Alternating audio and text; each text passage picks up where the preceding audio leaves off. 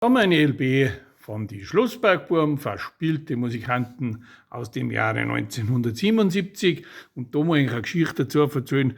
Da hat es gegeben, auch die 70er Jahre, einen Haval-Sigi, die Tenne, gell, und einen Benzinghof in Oberndorf. Und da haben sie die Musiker auch zusammengekriegt, wenn sie einen Hauzer gehabt haben. Beim Benzinghof haben sie am nächsten Tag in Fürbrunn beim Haval oder in der Tenne haben sie da Frühschoppen gespielt oder umdrehen genauso. Heutzutage ist das in der Moonlight Bar in Söhl, da kommen sie auch von ganz Österreich zusammen und geben Gas. Und wir losen uns jetzt da von die Schlossbergbuben.